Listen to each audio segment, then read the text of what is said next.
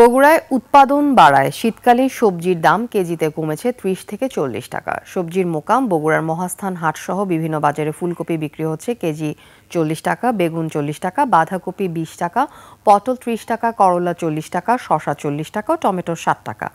পেঁপে ও মূলা মিলছে কেজি ১০ টাকায়, কাঁচামরিচ ৫০ টাকা কেজি। দেশি পাতা পেঁয়াজ ৪০ টাকা দরে বিক্রি হচ্ছে। কৃষকরা বলছেন এবছর জেলায় শীতকালীন সবজির আবাদ বেশি হওয়ায় ফলনও ভালো হয়েছে। চাষিদের প্রতিযোগিতায় বাজারে ভরে গেছে নানা রকম সবজি। স্থানীয় চাহিদা মিটিয়ে এসব সবজি যাচ্ছে ঢাকা সহ দেশের বিভিন্ন অঞ্চলে।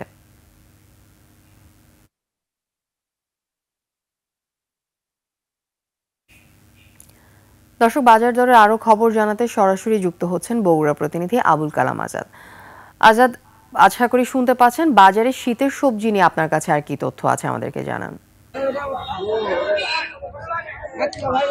জি আফিফা, আমি এই মুহূর্তে দাঁড়িয়ে আছি বগুড়ার শাহজাহানপুর উপজেলার দুবলাগাড়ি বাজারে। আপনি জানেন দীর্ঘ প্রায় ৬ থেকে ৭ মাস ধরে সবজির যে বাজার, ক্রেতাদের নাভিশ্বাস ছিল। এই গত ২ সপ্তাহের ব্যবধানে সবজির দাম কিন্তু একেবারেই কমে এসেছে।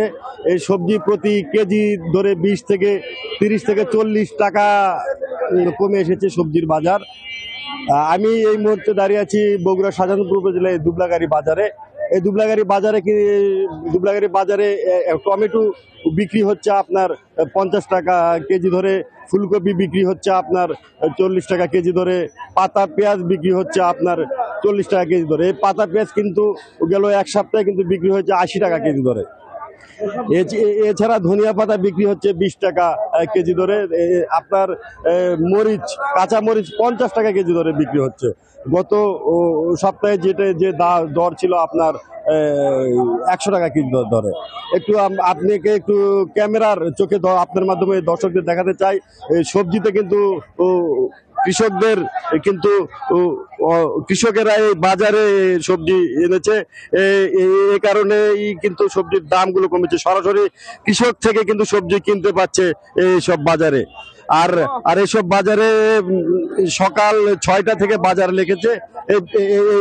এইসব বাজারে কিন্তু ক্রেতা, খুচরা এবং পাইকারি সবাই কিনছেন। আফিফা, এ ছিল বগুড়া থেকে সবজি বাজারের সর্বশেষ খবর। আজাদ, আপনাকে ধন্যবাদ।